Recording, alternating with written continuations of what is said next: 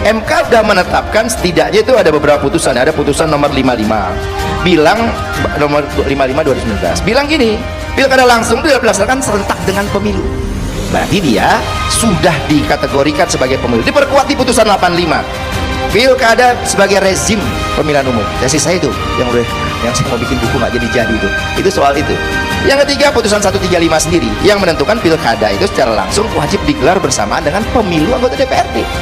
Kurang kental apa pemilunya? Lah, pemilu kata Bang Zul tadi namanya pemilihan umum, ya pasti pemilihan rakyat, direct election. Kalau dia dipilih melalui perwakilan, indirect election, tidak melalui pemilihan langsung, jadi namanya bukan pemilu. Pemilihan umum itu melibatkan publik secara umum. Nah, oleh sebab itu, setidaknya 3 putusan Mahkamah Konstitusi ini sebetulnya sedang mengunci pembentuk undang-undang untuk nggak bisa lari dari sistem pilkada memang harus secara langsung oleh rakyat. Apakah boleh kan sama-sama saya punya kekuasaan membentuk undang-undang ya, tapi ketika Mahkamah Konstitusi menyatakan substansinya demikian, masa mau dilawan, masa mau dibuat aturan yang kembali oleh MK nanti akan dinyatakan bertentangan dengan konstitusi.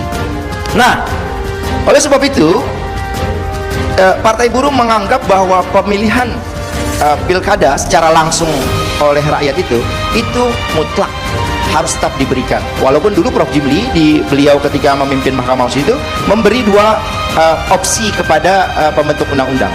Karena bunyi normanya dalam konstitusi itu memang tidak spesifik disebutkan dia dipilih secara langsung, hanya disebutkan secara demokratis, maka waktu era beliau memimpin MK itu ya diberi silakan mau dipilih DPRD ya boleh, tapi ini era masa lalu ya, bukan dengan kondisi terkini, atau dimaknai sebagai pemilihan oleh rakyat gitu. Nah, kalau pemilihan langsung oleh rakyat, maka setelah itu kan setelah 2004 rame-rame euforia keberhasilan pemilihan presiden langsung dulu kan, lalu kemudian mulailah Aceh bikin pemilihan secara langsung sampai kita ubah Undang-Undang 32 2099 dulu ya, itu tentang pemilihan tidak langsung jadi pemilihan langsung dan seterusnya. Nah, ketika dulu dinyatakan, tapi sekarang udah ada perkembangan terbaru. MK menyatakan dalam 3 putusan yang saya sebutkan tadi itu, dia ada pemilu itu. Kalau pemilu ya berarti dipilih langsung oleh rakyat.